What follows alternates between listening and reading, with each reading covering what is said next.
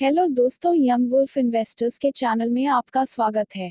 आज आपको दुनिया की सबसे बड़े इन्वेस्टर ने जिस किताब से प्रेरणा लेकर अपने आप को एक कामयाब इन्वेस्टर बनाया, उसको सुन लेते हैं। Intelligent investor, the definitive book on value investment. Intelligent investor, the definitive book on value investment पुस्तक सिखाती है कि इससे द्वारा हम क्या हासिल कर सकते हैं। इसे स्टॉक्स, बॉन्ड्स, शेयरधारकों और प्रबंधन जैसे 20 अध्यायों में विभाजित किया गया है, जिनके नाम इस प्रकार से है जैसे लाभांश नीति, निवेश निधि में निवेश, रक्षात्मक निवेशक और आम स्टॉक। लेखक अपनी अवधारणाओं को समझाने के लिए इसमें लोकप्रिय उदाहरणों का उपयोग भी करते हैं। परिचय। Intelligent investor, the definitive book on value investment. यदि आप हवा में महल बना रहे हैं तो इसे करते रहें, यह वह काम है जिसे करना चाहिए। अब उन महलों की नींव बनानी शुरू कर दें। Henry David Thoreau, Walden. ध्यान दें कि ग्राहम ने शुरुआत में ही यह घोषणा की है कि यह पुस्तक आपको यह नहीं बताएगी कि आप बाजार पर कैसे काबू पाएंगे। कोई भी सच्ची किताब यह नहीं कर सकती। इसके बजाय, यह पुस्तक आपको 3 शक्तिशाली सबक सिखाएगी। आप अपरिवर्तनीय नुकसान की बाधाओं को कैसे कम कर सकते हैं, आप टिकाऊ लाभ प्राप्त करने की संभावनाओं को अधिकतम कैसे कर सकते हैं, और तीसरा, आप स्वयं को हराने वाले व्यवहार को कैसे नियंत्रित कर सकते हैं जो अधिकांश निवेशकों को उनकी पूरी क्षमता तक पहुंचने से उन्हें रोकता है। 1990 के उत्तरार्ध के उछाल के वर्षों में, जब टेक्नोलॉजी शेयरों का मूल्य हर दिन दोगुना हो रहा था, तब यह कहना, सोचना या कहना बेतुका लगता था कि आप अपने सभी पैसे खो सकते हैं। लेकिन 2002 के अंत तक .com और दूरसंचार शेयरों में से कई ने अपने मूल्य का 95% या उससे अधिक खो दिया था। एक बार जब आप अपने पैसे का 95% खो देते हैं, तो आपको शुरू करने के लिए 1900% लाभ प्राप्त करना होगा। यह जोखिम लेना मूर्खतापूर्ण है कि इससे बाहर निकलना लगभग असंभव है। यही कारण है कि ग्राहम लगातार छेड़छाड़ से बचने के महत्व पर जोर देते हैं, केवल अध्याय 6, 14 और 20 को छोड़कर। लेकिन वो भी चेतावनी के साथ। लेकिन इससे कोई फर्क नहीं पड़ता कि आप कितने सावधान हैं, आपके निवेश की कीमत समय के साथ घटती रहती है। हालांकि कोई भी उस जोखिम को खत्म नहीं कर सकता। ग्राहम आपको दिखाएंगे कि इसका प्रबंधन और अपने डर को नियंत्रण में कैसे करें। क्या आप एक इंटेलिजेंट निवेशक हैं? अब एक महत्वपूर्ण सवाल का जवाब दें। ग्राहम के इंटेलिजेंट इन्वेस्टर का क्या अर्थ है? इस पुस्तक के पहले संस्करण में ग्राहम इस शब्द को परिभाषित करते हैं, और वे यह स्पष्ट करते हैं कि इस तरह की बुद्धि के साथ IQ व SAT स्कोर का कुछ लेना देना नहीं है। इसका मतलब केवल प्रशिक्षु, अनुशासित और सीखने के लिए उत्सुक होना है।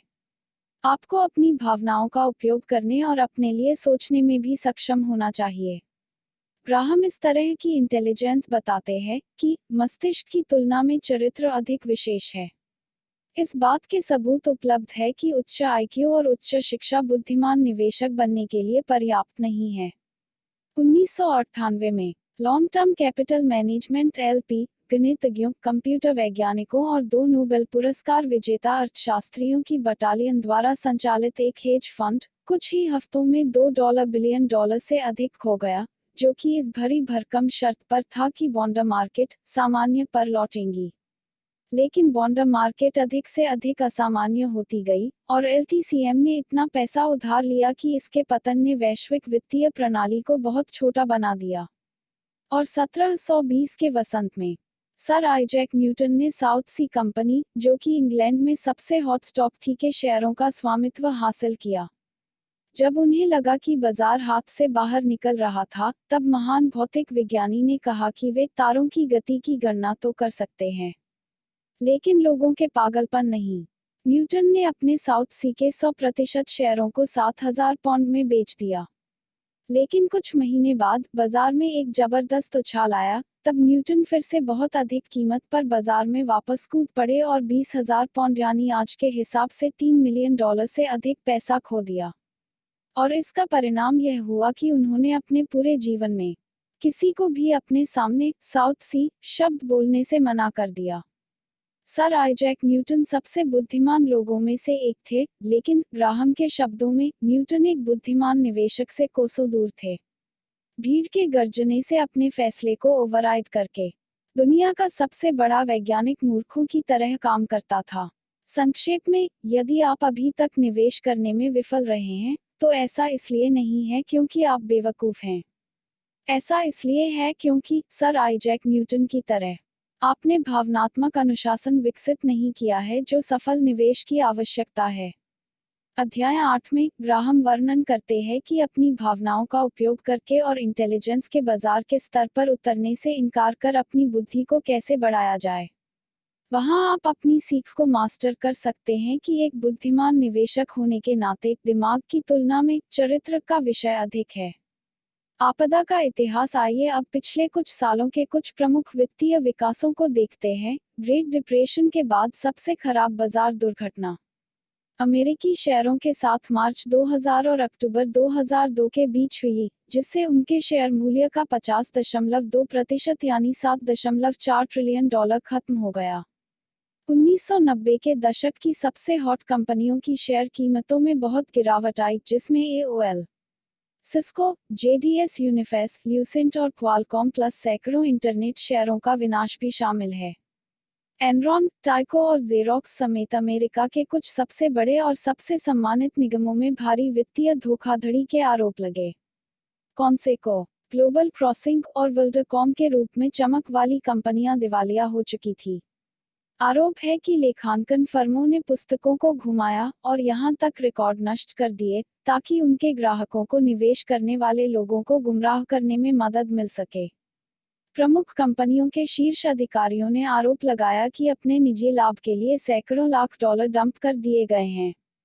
वॉल स्ट्रीट पर सुरक्षा विश्लेषकों ने सार्वजनिक रूप से स्टॉक की प्रशंसा की लेकिन निजी तौर पर स्वीकार किया कि वे सब कचरे थे। एक शेयर बाजार जो कि खतरनाक गिरावट के बाद भी ऐतिहासिक उपायों से अधिक प्रचलित लगता है, जो कई विशेषज्ञों को सुझाव देता है कि शेयरों में अभी गिरावट और आएगी। ब्याज दरों में निरंतर गिरावट ने निवेशकों को स्टॉक के लिए कोई आकर्षक विकल्प नहीं छोड़ा था। मध्य पूर्व में वैश्विक आतंकवाद और युद्ध के अप्रत्याशित खतरे के साथ एक निवेश वातावरण खत्म हो चुका था। ग्राहम के सिद्धांतों को सीखकर इससे अधिकतर नुकसान बचा जा सकता था। जैसा कि ग्राहम ने कहा, वॉल स्ट्रीट पर कहीं और बड़ी उपलब्धियों के लिए उत्साह जरूरी हो सकता है, लेकिन यह लगभग हमेशा आपदा की ओर जाता है। इंटरनेट शेयरों व बड़े विकास शेयरों पर और पूरे स्टॉक के रूप में कई लोगों ने सर आइजैक न्यूटन की तरह बेवकूफाना गलतियां की। उन्होंने अन्य निवेशकों के निर्णय से खुद को निर्धारित करने दिया। उन्होंने ग्राहम की चेतावनी को नजरअंदाज कर दिया कि खरीदार पूछना भूल गए के बाद वास्तव में डरावना नुकसान हमेशा होता है। सबसे अधिक दर्दनाक रूप से, जब वे इसे सबसे ज्यादा चाहते थे तब उन्होंने अपने आत्मनियंत्रण को खो दिया। इन लोगों ने ग्राहम के दावे को साबित कर दिया कि निवेशक की मुख्य समस्या और यहां तक उसका सबसे बुरा दुश्मन वह खुद होने की सबसे ज्यादा संभावना है।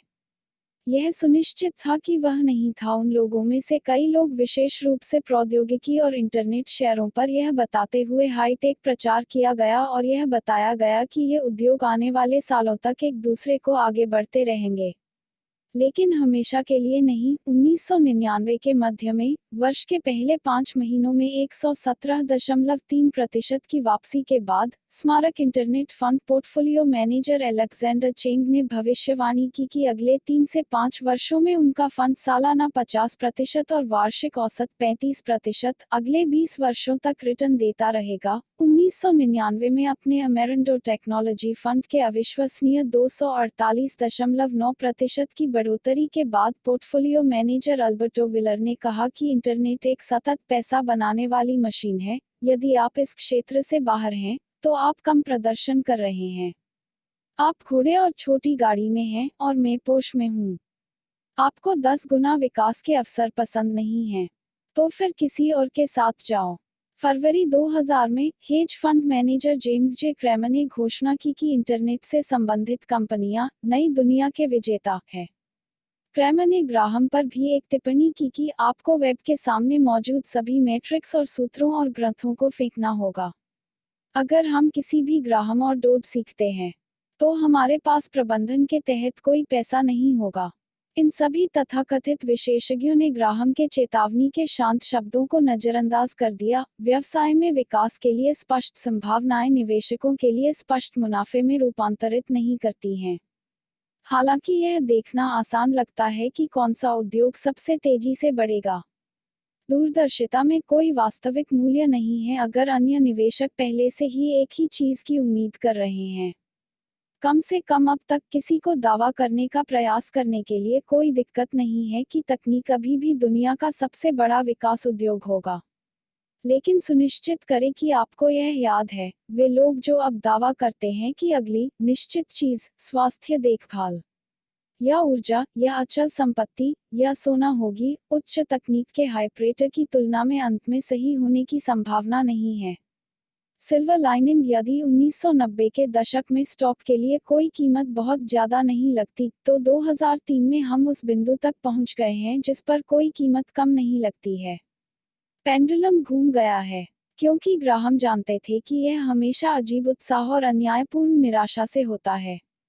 2002 में निवेशकों ने स्टॉक म्यूचुअल फंड से $27 बिलियन की कमाई की और सिक्योरिटीज इंडस्ट्री एसोसिएशन द्वारा किए गए एक सर्वेक्षण में पाया गया कि 10 निवेशकों में से एक ने कम से कम 25% शेयरों घाटा खाया।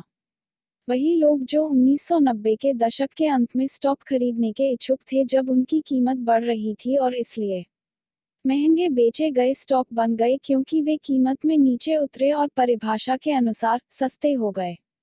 जैसा कि ग्राहम अध्याय 8 में इतनी शानदार तरीके से बताते हैं कि बुद्धिमान निवेशक को पता चलता है कि कौन सा शेयर अधिक जोखिम भरा है और कौन सा कम जोखिम भरा।